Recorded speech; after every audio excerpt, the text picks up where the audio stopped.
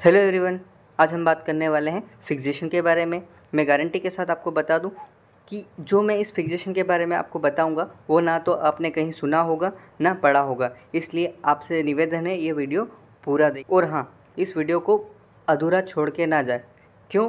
क्योंकि अगर आप इसे अधूरा छोड़ देते हैं तो ये बाकी व्यूवर्स तक नहीं पहुंच पाता, इसलिए आपसे निवेदन है वीडियो को पूरा देखें। फिक्सेशन क्या है? प्रिजर्वेशन टेक्निक है जिसके अंदर डेड टिश्यू के शेप, स्ट्रक्चर और केमिकल कंस्टिट्यूएंट्स मतलब कार्बोहाइड्रेट, प्रोटीन और लिपिड को प्रिजर्व करना, इस टेक्निक को हम बोल रहे हैं फिक्सेशन। आपको यहाँ तक समझ में आ गया फिक्सेशन क्या है?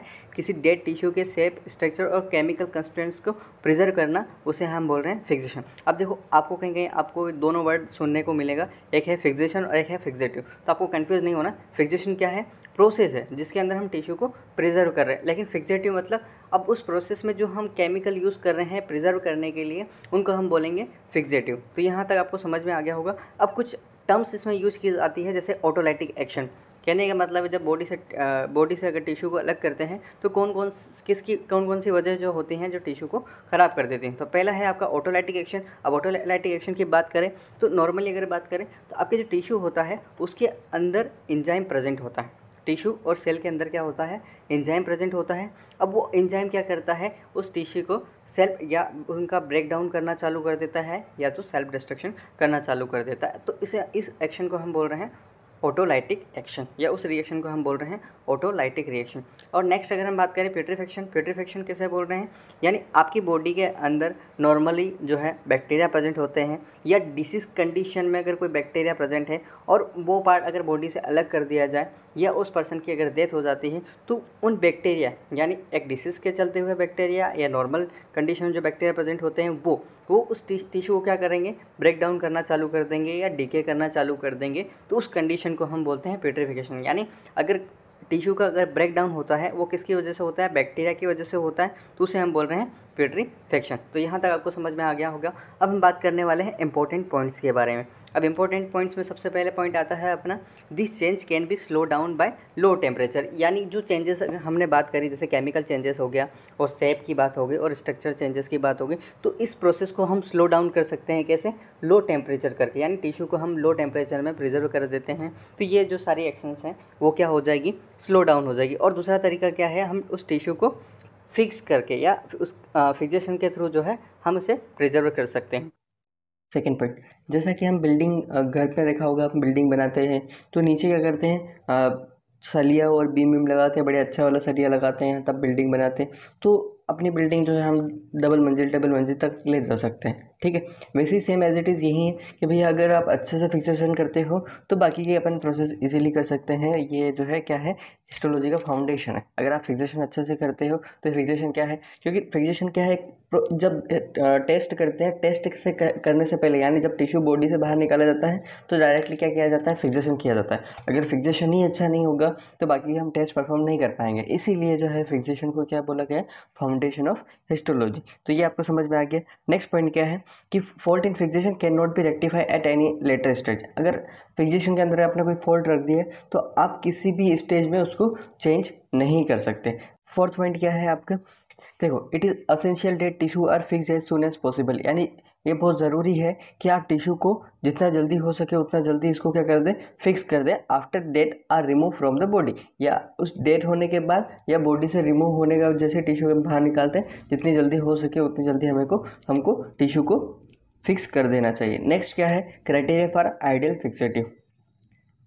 देखिए इसके अंदर क्या है, देखो, the ideal fixative in order to fulfil this aim should meet the following requirement. यानी जैसे क्राइटेरिया बोल रहे हैं कि कोई भी चीज़ होती है, जैसे एग्जांपल के लिए आप जैसे लड़की देखने जाते हो तो आप क्या सोचते हो कि लड़की सुंदर होनी चाहिए, सुंदर होनी चाहिए, सुशील होनी चाहिए, संस्कारी होनी चाहिए। ठीक है, तो इस तरह की आप बातें सोचते हो। वैसे ही सेम यहाँ भी फिक्सेशन के साथ साथ कुछ ऐसी बातें कि भैया फिक्सेशन ऐसा होना चाहिए, ऐसा होना चाहिए, ये सारी चीज़ें होनी चाहिए। तो उसके साथ साथ यहाँ भी यही चीज़ें बताई गई है। तो देख लेते हैं। पहला क्या है? Prevent autolysis and putrefaction. जैसा कि मैंने आपको फिक्सेशन का मेन काम क्या है? ऑटोलाइसिस एंड प्यूट्रिफिकेशन रिएक्शन को रोकना। जैसा कि मैंने शुरू में बताया, ऑटोलाइसिस क्या है याद है आपको, और प्यूट्रिफिकेशन क्या है याद है? नहीं याद है तो एक स्टार्टिंग में जाके वापस से देख लें। सेकेंड पॉइंट क्या है? Should not add or remove from the tissue constituents, यानी टिश्यू के अंदर ना तो कुछ चीज़ें ऐड होनी चाहिए ना कुछ चीज़ें निकलनी चाहिए। यानी जब फिक्सेशन के अंदर हम टिश्यू को रख रहे हैं तो टिश्यू के अंदर से कोई भी केमिकल ना तो मिस होना चाहिए ना तो उसके अंदर कोई दूसरी चीज़ें जो है केमिकल उसके अंदर कुछ ऐड होना चाहिए। तीसरा पॉइंट क्या है, should not cause any shrinkage और स्वेलिंग, यानी इसके अंदर ना तो कोई श्रिंकेज होना चाहिए ना स्वेलिंग होना चाहिए। यहाँ तक आपको समझ में आ गया है, ठीक है। यानी जब हम टिश्यू को फिक्सेशन के अंदर रखते हैं तो ना तो उसके अंदर स्वेलिंग होना चाहिए ना तो उसके अंदर श्रिंकेज होना चाहिए। यहाँ तक आपको समझ में आ गया होगा। फोर्थ पॉइंट क्या है, should penetrate tissue and cell rapidly evenly and deeply. देखो शुड, अब जैसे कोई फिक्सेशन है, जैसे कि आपने एग्जांपल के लिए आप थोड़ा सा समझ लीजिए पेनिट्रेट का मतलब क्या है। जैसे हम क्या करते हैं, बिस्किट लेते हैं, अब उसको चाय में हम डिप करते हैं तो चाय, अब उस बिस्किट के अंदर चाय जाती है या नहीं जाती है, चली जाती है। सेम एज इट इज़ हम जब टिश्यू को फिक्सेशन यानी फिक्सेटिव के अंदर अपन जब रखते हैं तो फिक्सेटिव क्या होता है, लिक्विड फॉर्म में होता है। जब उस टिश्यू को अंदर रखते हैं तो वो जो फिक्सेटिव है उस टिश्यू के अंदर एंटर करता है। तो यही है कि शुड पेनिट्रेट द टिश्यू, यानी ये जो आपका फिक्सेशन है वो उस टिश्यू के अंदर चला जाना चाहिए। और कैसा जाना चाहिए, रैपिडली, जल्दी जो है आपका जो फिक्सेशन आप फिक्सेटिव है वो टिश्यू के अंदर अच्छे से एंटर हो जाना चाहिए एंड डीपली, और अंदर तक चला जाना चाहिए, ठीक है। यहाँ तक आपको समझ में आ। फिफ्थ पॉइंट है, जैसे कि आपने टिश्यू को फिक्स कर दिया यानी फिक्सेटिव यूज़ किया है, फिक्सेटिव के अंदर आपने टिश्यू रख दिया है तो उसके अंदर हम और भी केमिकल्स ऐड करते हैं तो उन केमिकल जो केमिकल ऐड करते हैं उन केमिकल की वजह से कोई भी डिस्टोरेशन नहीं होना चाहिए। तो अब 5 पॉइंट में यही बताया गया है। 6 पॉइंट में क्या है, सुटेबल आपको जो है prevent distortion by any reagent use subsequently, यानी जब हम टिश्यू को फिक्सेटिव के अंदर रखते हैं और उसके बाद कुछ और केमिकल ऐड करते हैं तो उन केमिकल ऐड करने की वजह से कोई भी इस टिश्यू के अंदर डिस्टोरेशन नहीं होना चाहिए। Next 6 point, should impart a suitable hardness and texture to allow for easy sectioning, यानी जो आपका फिक्सेटिव है वो जो है टिश्यू को सुटेबल हार्डनेस दे, टेक्सचर दे ताकि सेक्शनिंग ईजिली हो जाए। 7th point, should render the tissue receptive of stain, यानी कहने का मतलब जब हम फिक्सेटिव यूज़ करें तो ऐसा फिक्सेटिव होना चाहिए जो स्टेनिंग को अच्छे से एक्सेप्ट कर सके। Next, should be non toxic and non corrosive and non inflammable, यानी अपना जो फिक्सेटिव है वो कैसा होना चाहिए, नॉन टॉक्सिक होना चाहिए, नॉन कोरोसिव होना चाहिए और नॉन फ्लेमेबल होना चाहिए। यानी ना तो कोरोसिव होना चाहिए, कोरोसिव मतलब ना तो हाईली एसिडिक होना चाहिए ना तो हाईली अल्कलाइन होना चाहिए, और नॉन टॉक्सिक तो आप समझ गए होंगे और नॉन इनफ्लेमेबल भी समझ गए होंगे, ना तो फ्लेमेबल वाला जैसे कि अल्कोहल है, पेट्रोल से, इस तरह से जो फायर प्रोड्यूस होती है, फायर लग जाती है, ऐसे आपका जो है फिक्सेटिव नहीं होने चाहिए। 9 पॉइंट क्या है, should be cheap and easy to prepare, यानी जो आपका फिक्सेटिव है वो क्या होना चाहिए, चीप होना चाहिए और ईजी टू प्रिपेयर होना चाहिए।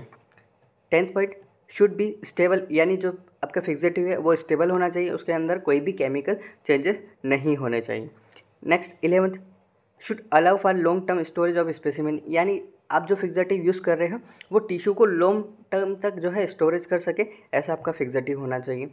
12 point, should allow restoration of some natural colour for museum work and photography, कहने का मतलब है कि भैया फिक्सेटिव ऐसा होना चाहिए जो नेचुरल कलर को रिस्टोरेशन करे और जो है म्यूजियम वर्क के लिए या फोटोग्राफी के लिए यूज़ आना चाहिए। यहाँ तक आपको समझ में आ गया होगा। हम बात करते हैं टाइप ऑफ फिक्सेशन के बारे में। अब जितने हमने आइडियल कंडीशंस हमने बात करी है आइडियल फिक्सेटिव के बारे में, ये आइडियल फिक्सेटिव ऐसा होना चाहिए। अब नेक्स्ट अपन नीचे फिक्सेटिव के बारे में बात कर रहे हैं, टाइप्स ऑफ फिक्सेटिव। तो सीधी सी बात है कि भैया आपका जो फिक्सेटिव है वो 2 टाइप का होता है, एक सिंपल फिक्सेटिव, एक कंपाउंड फिक्सेटिव। और कंपाउंड फिक्सेटिव की बात करें तो ये जो है 2 टाइप का होता है, माइक्रो एनाटॉमिकल फिक्सेटिव और साइटोलॉजिकल फिक्सेटिव। और साइटोलॉजिकल फिक्सेटिव की बात करें तो ये जो है 2 टाइप का होता है, nuclear fixative and cytoplasmic fixative. यहाँ तक आपको समझ में आ गया होगा। अब बाकी जो है हम नेक्स्ट वीडियो में डिस्कस करेंगे। तब तक के लिए बाय बाय।